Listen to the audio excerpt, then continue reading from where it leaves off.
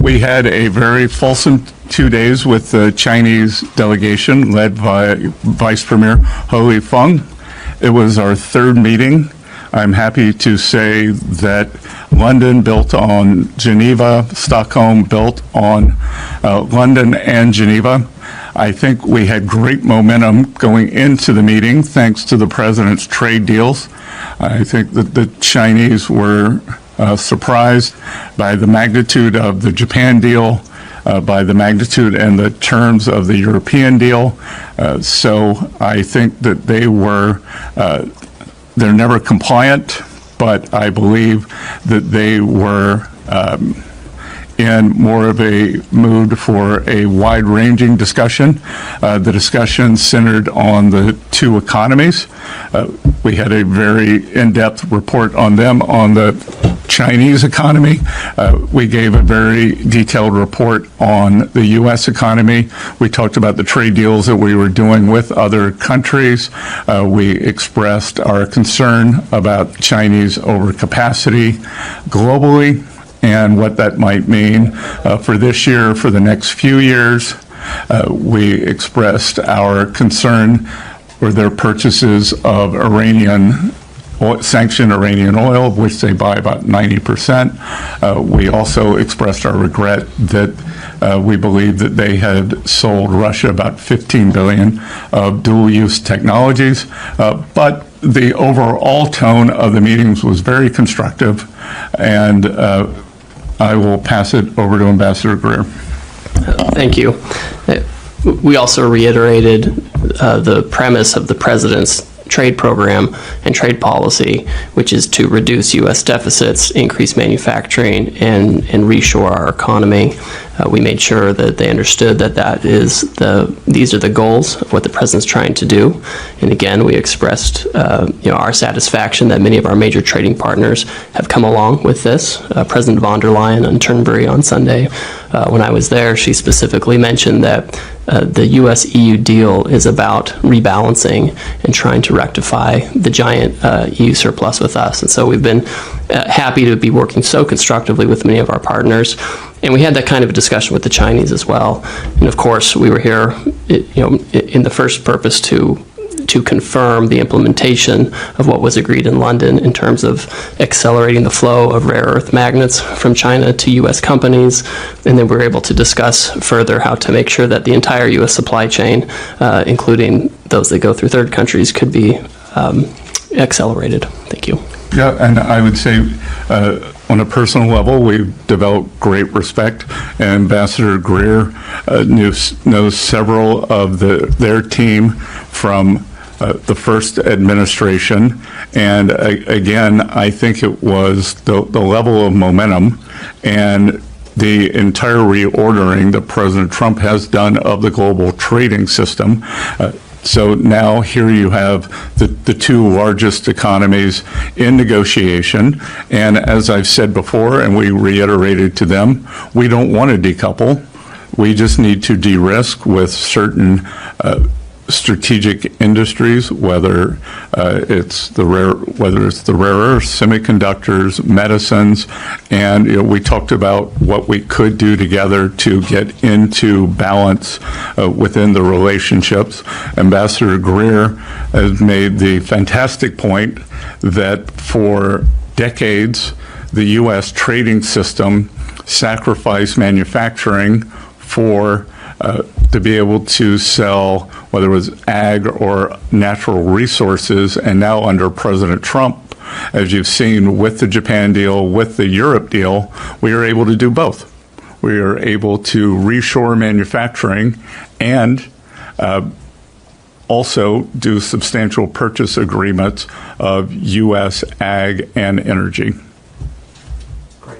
All right, let's turn to the room, please. Let's start up front. Good afternoon. Jamie Keaton, Associated Press. We had Li Changgang speaking to reporters shortly after the end of the talks today, and he mentioned an extension of the pause Can you give us some details on that, how long that's going to go on for, and how will it work? And if I could just throw in another one, what do you say to lawmakers in the United States and others who are concerned that concessions on export control on items like chips for AI will jeopardize U.S. national security interests? Well, I'll take the national security question, and then Jameson could talk about the pause. Look, we are very diligent in terms of the national security. Things go through the interagency at the White House, whether it's Treasury, it's NSC, it's Commerce, it's DOD. So that there's nothing that's being exchanged for anything. I think you might be referring to the NVIDIA H20s, which are well down their technology chip stack. Great. And I would say, with respect, well, I should also say the only export controls we talked about today were Chinese export controls on rare earths. Just U.S. export controls were not something we discussed. With respect to a potential pause, we're going to head back to Washington, D.C., and we're going to talk to the president about whether that's something that he wants to do. It's certainly something that's been under discussion, and so we'll brief the president on the outcome of this, and we'll see if there are any. We have further technical discussions that are happening right now as we speak among the teams, and so the president can make a final call on whether that's something that he wants to do. Decision made today. Not on our side. Great. Next question, Jenny. One for each of you. Secretary Besson, you just said again Secretary Besson, you just said again that the biggest problem in the relationship is China's overcapacity and that you want them to move towards a new consumption-based economy. What's your specific plan for addressing those economic imbalances besides purchases of U.S. goods? And then do you want me to go to Jameson now? Sorry, Ambassador. Okay. And then obviously the Section 232 investigations that the president is set to unveil in the coming weeks on pharmaceuticals and semiconductors would theoretically hit China after as well as everyone else in the world. After your talks today, will those tariffs be imposed on the Chinese, or did you make any commitments to pause them or not target the Chinese specifically with those actions? And then what would you say is the biggest concessions that the Chinese have had to make in these talks so far? Well, I'll just repeat that China is the most imbalanced economy in modern times. And I think we are going, they're 30% of global manufacturing. They have a 2% current account surplus of global GDP, which we've never seen before, or probably not since the 1870s with the British Empire, and that's not sustainable. So the tariff levels will have quite a bit to do with that. And I think the other thing that we're seeing is that President Trump was very early on talking about the China problem. The U.S. experienced the China shock when China came into the WTO in the early 2000s, but Europe, a lot of the European business model, it was quite a business model, was predicated on cheap Russian energy, a depressed exchange rate because of the Southern European countries dragging down the euro, and then selling goods into China. And now that China has jiu-jitsu'd the model, and under the cover of COVID, rather than increasing their consumer, they upped their export capacity, and they did it quite a bit up the value chain.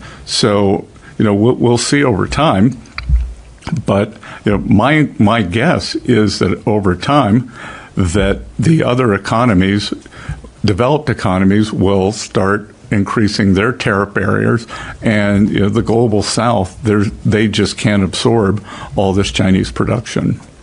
I would say also, when you ask about what tools can be used to deal with this, I mean, this is part of the reason why the president implemented his tariff program.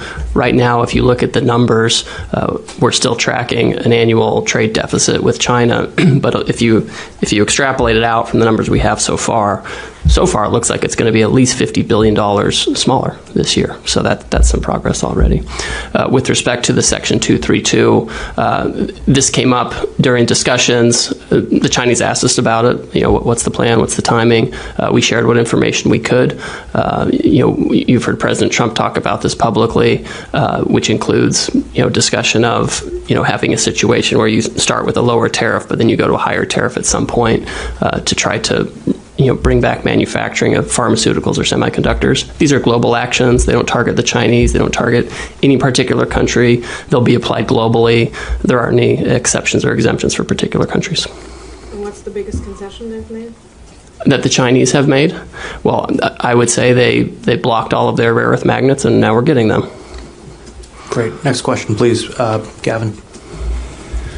Thank you. Thank you both for being here. I'm just wondering if we can get some clarity on the tariff level that is threatened to